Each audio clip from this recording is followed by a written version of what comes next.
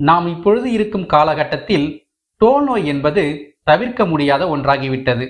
அவ்வாறு தோல் நோயுள்ளவர்கள் திருச்சியிலிருந்து கரூர் செல்லும் சாலையில் உள்ள திருச்செந்துறை என்ற ஊரில் அருள்புரியும் சந்திரசேகர சுவாமியை வழிபட்டால் நமக்கு ஏற்பட்ட தோல் நோயானது தீரும் என்பது ஐதீகம்.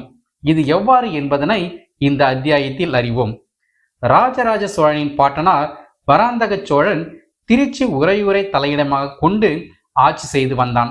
அவனது ஆட்சி காலத்தில் காவேரி ஆற்றின் இருகரையிலும் வனப்பகுதியாக இருந்ததால் திருடர்களின் தொல்லை சற்று அதிகமாகவே இருந்தது.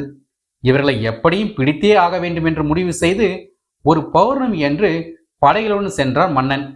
அப்படையானது பலாமரங்கள் நிறைந்த ஒரு வனப்பகுதிக்கு செல்லும் பொழுது அங்கு மான்கள் கூட்டம் கூட்டமாக இருந்தது.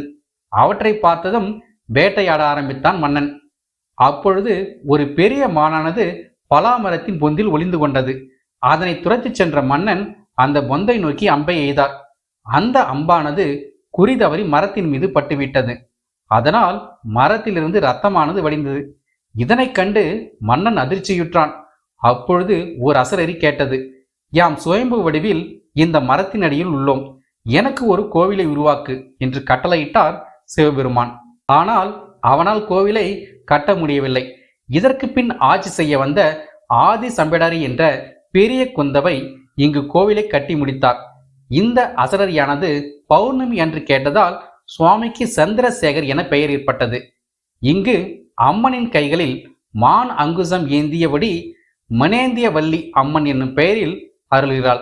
இக்கோவிலுக்கு வந்து தொடர்ந்து 8 திங்கள் நெய் தீபம் ஏற்றி சுவாமிக்கு அபிஷேகம் செய்த திருநீரை நம் உடம்பில் பூசினால் எப்பேற்பட்ட தோல் நோயும் தீரும் என்பது ஐதீகம். சுவாமி மற்றும் அம்மன் சன்னதிக்கு அருகில் பஞ்சபூத சக்திகளை ஓர் தூணில் அமைத்துள்ளனர். அங்கு நம்முடைய கைகளை வைத்து நாம் வழிபட்டால் நாம் நினைத்தது நிறைவேறும் என்பது ஐதீகம். இக்கோவிலின் தல விருட்சமானது பலாமரமாகும். இக்கோவில் திருச்சி சத்திரம் பஸ் ஸ்டாண்டில் இருந்து 12 கிலோமீட்டர் தொலைவில் அமைந்துள்ளது. அமாவாசை, பௌர்ணமி, மகா சிவராத்திரி ஆகியவை முக்கியமான விசேஷ நாட்களாகும். கோவிலின் நடையானது காலை 9 மணி முதல் 11 மணி வரையும், மாலை 5:30 மணி முதல் 7:30 மணி வரையும் திறந்திருக்கும்.